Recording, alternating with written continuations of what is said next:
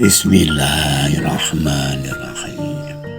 Assalamualaikum warahmatullahi wabarakatuh.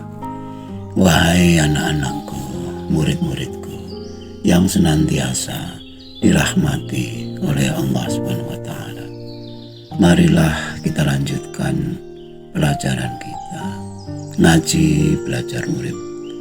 Kali ini kita membahas mengenai keakuan adalah syirik terbesar. Quran Surat Al-Jathiyah 23 yang artinya, maka apakah engkau telah melihat orang yang menjadikan hawa nafsunya sebagai Tuhannya, dan Allah membiarkannya berdasarkan ilmunya, dan Allah telah mengunci mati pendengarannya dan hatinya, dan meletakkan tutupan atas penglihatannya. Maka siapakah yang akan memberi petunjuk sesudah Allah membiarkannya sesat? Maka mengapa kamu tidak mengambil pelajaran? Ayat ini dalam Quran tergolong ayat muhkamat, artinya ayat yang sudah jelas, tidak dibutuhkan penjelasan, penafsiran yang rumit. Tidak sebagaimana ayat yang mutasyabihat yang seringkali menimbulkan penafsiran yang berbeda-beda, maka tidak jarang menimbulkan perdebatan. Dan ternyata kalimat mutasyabihat merupakan kalimat-kalimat perumpamaan atau kiasan. Misalnya kisah Ashabul Kahfi, bahtera Nabi Nuh, Nabi Musa membelah lautan, dan seterusnya. Ayat yang sudah jelas ibarat makanan yang sudah matang, bisa langsung dikonsumsi, bisa langsung dipahami, bahwa Allah mengunci mati, pendengaran, dan hati, serta menutup penglihatan orang-orang yang menuhankan hawa nafsunya, dan mustahil orang-orang tersebut mendapatkan petunjuk. Hal seperti ini dapat kita lihat contohnya pada orang-orang yang begitu berambisi memperoleh kekuasaan, jabatan, maupun kekayaan. Setiap 5 tahun sekali, para caleg, para capu, para cagup, dan capres berlomba-lomba mempertontonkan syahwat mereka terhadap kekuasaan tanpa malu-malu. Apapun dilakukan demi kekuasaan, apapun dikorbankan bila perlu keyakinan atau agama. Uang miliaran, puluhan miliar, ratusan miliar, bahkan triliunan bila diperlukan akan dikeluarkan untuk memperoleh kekuasaan. Dukungan masyarakat, dukungan rakyat dibutuhkan sebanyak-banyaknya, sebesar-besarnya untuk melampaui batas minimal untuk jadi. Dukungan dari siapapun, mulai dari rakyat miskin sampai yang kaya raya, dari santri hingga kiai, dari kalangan artis, pengusaha, polisi, militer, baik yang masih dinas maupun yang telah pensiun, dari golongan cendekiawan, ulama, sampai ke dukun yang paling mistis pun, yang paling tidak masuk akal pun, akan tetap dikunjungi demi untuk jadi. Bila sudah begini, benarkah Tuhan yang Maha Pengasih, Maha Penyayang, yang Maha Adil, Maha Bijaksana masih dibutuhkan? Benarkah nilai-nilai kebenaran, nilai ketuhanan, nilai kemanusiaan masih dibutuhkan? Inilah yang dimaksud dengan pertanyaan di Quran. Maka siapakah yang akan dapat memberi petunjuk sesudah Allah membiarkannya sesat? Siapakah yang mampu mencegah kita bila kita telah benar-benar ingin menjadi caleg, cagup, capuk, bahkan capres?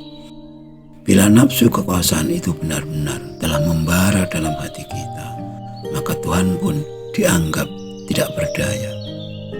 Bayang-bayang menjadi pejabat tinggi, baik itu menjadi seorang bupati, gubernur, anggota dewan, dan seterusnya, sungguh-sungguh tampak begitu nyata, beserta dengan fasilitasnya, kehormatannya, yang membuat kita benar-benar menuhankannya. Bukankah hal seperti ini adalah kemusyrikan yang begitu nyata? Dalam kalimat berikutnya, Quran menanyakan, maka mengapa kamu tidak mengambil pelajaran? Pertanyaan ini seakan-akan mengandung rasa penyesalan Tuhan. Tuhan benar-benar menyesalkan hal ini. Bukankah dosa syirik adalah dosa yang tidak dapat diampuni? Mengapa kita begitu bangga disebut sebagai mayoritas muslim di dunia, namun tiap 5 tahun sekali kita disuguhi pertunjukan menuhankan Tuhan-Tuhan selain Allah? Bukankah ini suatu ironi? Benarkah Tuhan tidak paham dengan semua hal ini? Atau justru karena kita terlanjur terbuai dengan sebutan negara muslim terbesar di dunia?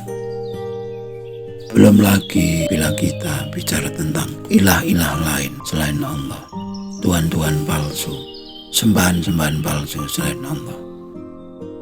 Bila dikatakan zikir terbaik adalah la ilaha illallah, yang artinya meniadakan selain Allah, yang sebetulnya adalah inti tauhid yang sebenarnya.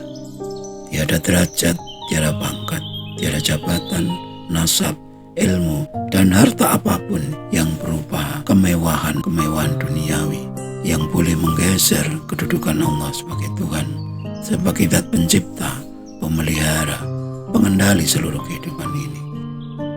Bukankah tanpa Tuhan, semua yang ada dalam kehidupan ini tidak ada? Bukankah tanpa adanya ruh dalam raga kita, tiada sesuatu yang wujud, tiada sesuatu yang ada? Bila kita disebut ulama, kita bangga dan sangat menikmati gelar ini. Inilah dosa syirik terbesar yang kita lakukan.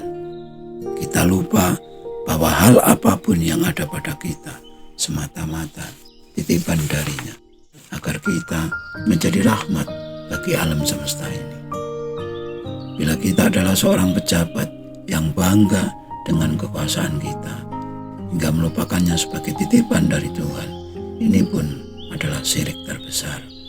Bila kita adalah pengusaha yang sukses dengan jaringan bisnis yang begitu luas dan keuntungan yang melimpah, namun lupa bahwa semua itu adalah titipan agar kita dapat berbagi dan memberi rahmat bagi yang lain, maka itu pun adalah syirik yang terbesar. Atau bahkan bila kita begitu menikmati disebut agamis, ahli ibadah, disebut dermawan, baik hati, disebut terhormat, dimuliakan, terpuji, jika membuat kita bangga diri, meremehkan orang lain, dan melupakan semuanya hanya semata puji bagi Tuhan, yaitu sebagai pemilik segala pujian. Dan bahkan jika kita adalah orang yang miskin, menganggap Tuhanlah yang menakdirkan kita miskin, hingga selalu cemburu kepada mereka yang kaya, ini pun adalah dosa syirik yang terbesar. Dimanapun kita berada, bagaimanapun situasi dan kondisi kita, bila tidak ada kedamaian, ketentraman dalam hati kita, itu artinya masih ada kotoran-kotoran syirik, karat-karat ego, keakuan yang masih harus kita bersihkan. Di dalam Quran, Tuhan memerintahkan kepada kita agar masuk Islam sepenuhnya. Artinya, tunduk patuh, taat sepenuhnya, dan jangan mengikuti langkah-langkah syaitan, yaitu yang berupa keinginan-keinginan duniawi, pamrih-pamrih duniawi, yang jelas-jelas menjerumuskan kita ke lembah kemusyrikan. Namun, sungguh sayang, ayat-ayat yang ada dalam Quran yang muhkamat seperti ini pun masih juga dianggap belum jelas, karena kita sebagai umat Islam lebih suka menghafalkan saja daripada mempelajari, memahami, dan mengamalkannya. Bila kita termasuk orang yang telah hafal Al-Quran, kita justru tidak tertarik untuk mengamalkannya. Kita lebih suka menikmati gelar hafal Al-Quran dan sibuk berkhayal akan surga yang disediakan bagi para penghafalnya. Kita sama sekali tidak sadar bahwa ini pun bagian dari keakuan yang amat besar. Dan bukankah keakuan adalah dosa terbesar, dosa syirik terbesar bagi kita? Karena keakuan berarti aku palsu, bukan aku yang sebenarnya, aku yang sejati, aku yang sebenarnya. Inani ana Allah. ilaha illa ana wa'budni wa aqimi shalah li dzikri. Sesungguhnya aku adalah Tuhan, tiada Tuhan selain aku. Dirikanlah sholat untuk mengingatku. Aku yang sebenarnya adalah akunya Allah Ta'ala. Sekian dulu wajangan yang mohon maaf atas segala kekurangan. Semoga selalu bermanfaat.